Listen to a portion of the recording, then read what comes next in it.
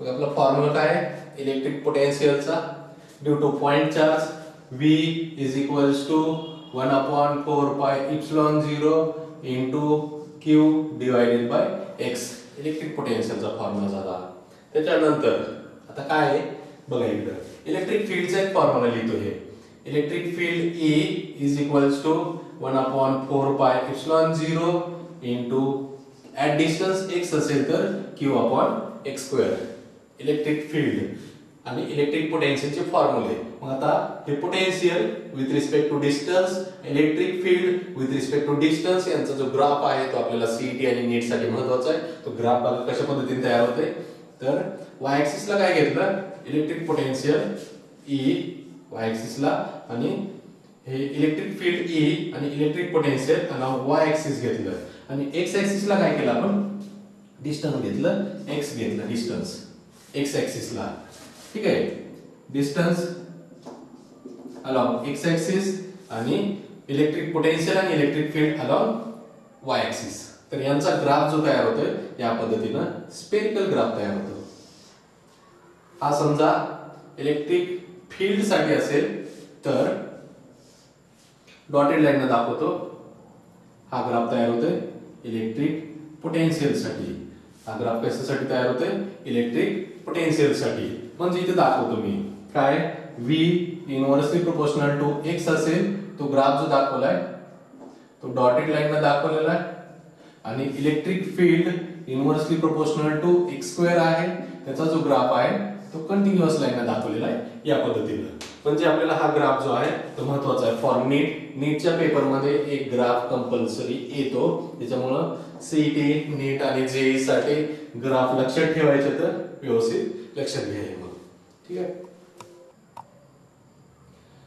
Electric पोटेन्शियलचा formula बघितलाय छोटासा.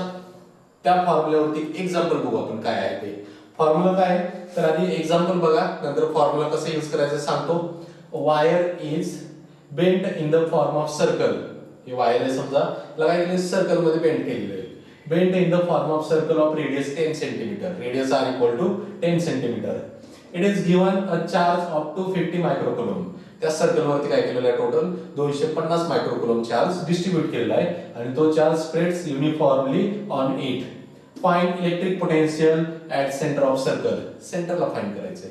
तर बघा इथे हा एक सर्कल दिलेला आहे. सर्कलची रेडियस आहे r is equals to 10 centimetre. ठीक आहे म्हणजे काय काय गिवन आहे बघा इकडे radius r is equals to 10 centimetre. म्हणजे 10 सेंटीमीटरला मीटर मध्ये 10⁻² ने मल्टिप्लाय केलं मीटर 10⁻⁻1 मीटर. त्याच्यानंतर चार्ज दिलेला आहे Q 250 मायक्रोकुलम 250 into 10⁻⁻6 कुलम. फाइंड काय करायचंय electric potential V is equals कुठं सेंटरला फाइंड करायचंय. म्हणजे चार्ज पासून किती डिस्टन्सला झालं ते चार्ज सर्कल वरती आहे. सर्कल पासून सर्कलच्या सर्कम्फरन्स पासून सेंटरला म्हणजे रेडियस एवढा डिस्टन्स झालं. रेडियस एवढा डिस्टन्सला आपल्याला काय फाइंड करायचंय इलेक्ट्रिक पोटेन्शियल फाइंड करायचंय. लक्षात घ्यायचे डिस्टन्स किती ते फाइंड करायचं आधी माहित झालं पाहिजे. डिस्टन्स किती 10 सेंटीमीटर आहे. 10 सेंटीमीटर डिस्टन्सला आपल्याला फाइंड करायचंय इलेक्ट्रिक पोटेन्शियल. फॉर्म्युला यूज केला V is equals to 1/4 pi epsilon 0 into charge divided by distance असते. x घेतलं इथं r घेतलं काही फरक पडत नाहीये. व्हॅल्यूज ठेवल्या व्हॅल्यू कोणाची 1/4 pi epsilon 0 ची व्हॅल्यू 9 into 10⁻⁹. चार्ज किती क्यू बघा बरं 250 into 10⁻⁻6 divided by radius r is equals to किती 10⁻⁻1. आणि मग याच्यामध्ये आता कॅल्क्युलेशन केले काय होते बघा इकडं या दोघांचं मल्टिप्लिकेशन घ्या आणि इंडेक्स नी ऍडिशन सबट्रॅक्शन करून घ्या. हे 250 into 9 225 एक 0. त्याच्यानंतर हे 10⁻+9 आणि -6 10 किती होते +3 आणि हा होते आल्यानंतर +4. म्हणजे याला असं जर लिहिलं तरी चालेल 2.25 1 2 3 into 10⁻⁷ व्होल्ट. ही काय झालं इलेक्ट्रिक पोटेन्शियल किती प्रोड्यूस होतंय 2.25 into 10⁻⁷ व्होल्ट एवढं इलेक्ट्रिक पोटेन्शियल प्रोड्यूस झालेलं आहे. या पद्धतीने हे एक न्यूमरिकल आहे, लक्षात घ्यायचे सगळ्या कन्सेप्ट. ठीक आहे मित्रांनो, लास्ट लेक्चर मध्ये आपण काय बघितलेलं आहे, derivation for electric potential energy. त्याच्यावरून आपण काय बघणार आहेत आता, electric potential, concept of electric potential काय असते ते बघू. तर बघा इकडं, electric potential, concept of electric potential, electrostatic किंवा इलेक्ट्रिक म्हटलं तरी चालेल. इलेक्ट्रिक पोटेन्शियल, त्याच्यासाठी सिम्बॉल जो आहे तो कॅपिटल व्ही हा सिम्बॉल आहे. आणि हे इलेक्ट्रिक पोटेन्शियल फाइंड कसं करायचं, फॉर्म्युला काय तयार होते, कन्सेप्ट काय आहे, युनिट, त्याचे डायमेन्शन्स, एक एक पॉइंट सगळं बघू आपण आता. तर बघा इकडं, पोटेन्शियल एनर्जीचा फॉर्म्युला बघितलेला आहे. Electric potential energy, electric potential energy, त्याचा फॉर्म्युला आपण बघितलेला आहे. U is equals to 1/4 pi epsilon 0 into Q1 Q2 divided by R. हा फॉर्म्युला इलेक्ट्रिक पोटेन्शियल एनर्जी साठी बघितलेला आहे. याच्यामध्ये बघा आता थोडासा चेंज करतो मी, फॉर्म्युला अशा पद्धतीने लिहिता येते. U equal to 1/4 pi epsilon 0 into Q1 आणि R एकत्र घेतलं, याच्यामध्ये Q1 डिवाइडेड बाय R, त्याला मल्टिप्लिकेशन मध्ये Q2 घेतला, किंवा आणखीन असं लिहिता येतंय equal to Q2 divided by Q2 divided by एकत्र घेतले 4 पाय इप्सिलॉन 0 R into Q1. काय लिहिलेलं काही चेंज नाहीये, Q1 into Q2 Q1 into Q2 4 पाय इप्सिलॉन 0 डिव्हिजन मध्ये आहे. आणि मग याच्यामध्ये जी क्वांटिटी आहे, कोणती क्वांटिटी, या फॉर्म्युल्यामधली quantity Q1 divided by 4 pi epsilon 0 into R, किंवा quantity Q2 divided by 4 pi epsilon 0 into R, ही जी आहे याला म्हणतात इलेक्ट्रिक पोटेन्शियल. इलेक्ट्रिक पोटेन्शियल म्हणायचं याला, इलेक्ट्रिक पोटेन्शियल. कोणता, Q1 divided by 4 pi epsilon 0 into R, किंवा Q2 divided by 4 pi epsilon 0 into R. म्हणजे काय, तर हे जे पोटेन्शियल आहे ते कशामुळे तयार झालेलं आहे, Q1 चार्ज मुळे. Q1 चार्ज मुळे तयार झालेलं potential Q1/4 pi epsilon 0 R. Q2 charge मुळे तयार झालेलं potential Q2 divided by 4 pi epsilon 0 into R. आणि मग याच्यामध्ये आता हा एनर्जीचा जो फॉर्म्युला आहे, पोटेन्शियल एनर्जी किंवा work done, potential energy U is equals to, हे पोटेन्शियल Q1 चार्ज मुळे तयार झालेलं आहे म्हणून याला V1 म्हणतो, V1 into Q2, किंवा हे जे पोटेन्शियल आहे Q2/4 pi epsilon 0 R कोणत्या चार्ज मुळे तयार झालेलं आहे, Q2 चार्ज मुळे V2 into Q1. या पद्धतीनं ही पोटेन्शियल जे आहे कोणतं, तर Q1/4 pi epsilon 0 into R, Q2/4 pi epsilon 0 into R. Next याच्यामध्ये हे V1 म्हणजे काय आहे, पोटेन्शियल प्रोड्यूस्ड, पोटेन्शियल प्रोड्यूस्ड कशामुळे तयार झालेला, ड्यू टू चार्ज Q1. आणि हे जे V2 आहे, हे V2 कशामुळे तयार झालेले आहे, पोटेन्शियल प्रोड्यूस्ड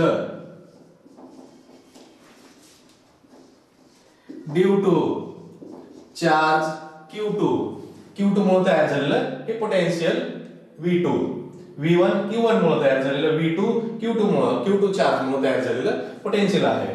नेक्स्ट आता हे जे आहे याला आपण शॉर्टकट मध्ये किंवा वेगळ्या पद्धतीने लिहू, म्हणजे ही काय आहे, potential energy, electric potential energy, electric potential energy is equals to काय आहे, electric potential into charge. Electric potential energy U is equals to electric potential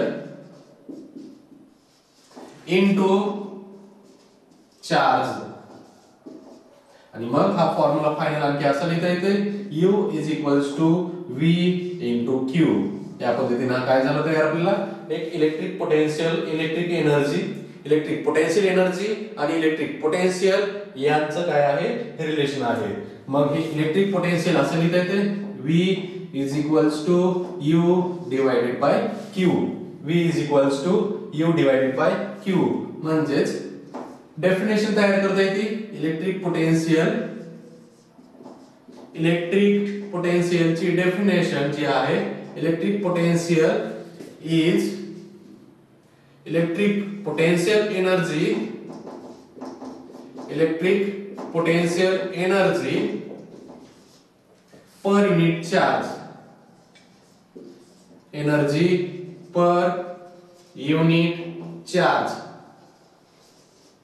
बघा परत एकदा कसा फॉर्म्युला तयार केलाय शॉर्टकट मध्ये सिंपल एकदा परत सांगतो इलेक्ट्रिक पोटेन्शियल एनर्जीचा फॉर्म्युला बघितलेला डेरिवेशन आधी 1/4πε0 q1 q2/r त्याच्यामधून काय केलं मी एक चार्ज बाजूला ठेवला फक्त q1/4πε0 r q2 बाजूला ठेवला आता q1 बाजूला ठेवू q2/4πε0 r q1 मल्टिप्लिकेशन मध्ये आणि मग यात मी क्वांटिटी जी आहे कोणती q1/4πε0 r किंवा q2/4πε0 r ही जी क्वांटिटी आहे ही इलेक्ट्रिक पोटेन्शियल क्वांटिटी झाली आणि मग ही जी क्वांटिटी आहे याच्यामध्ये तर बघा इकडं त्याला असं लिहिले मग मी u v1 q2 किंवा v2 q1 त्याला v1 म्हटलं आणि याला v2 म्हटलं v1 म्हणजे पोटेन्शियल कशामुळे प्रोड्यूस झालेलं due to charge q1 v2 म्हणजे हे पोटेन्शियल कशामुळे प्रोड्यूस झालेलं ड्यू टू चार्ज q2 मग हा वरचा फॉर्म्युला आहे सिंपल फॉर्म मध्ये लिहिला u v q म्हणजेच v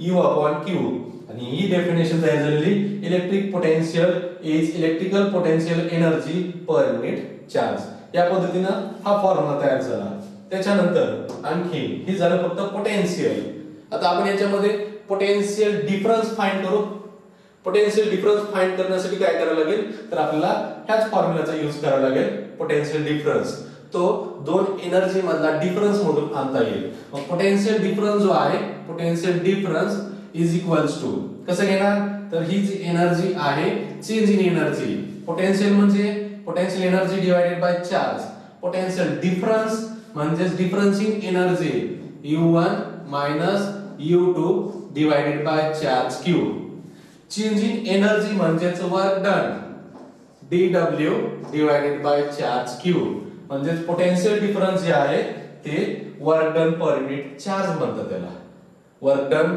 पर युनिट चार्ज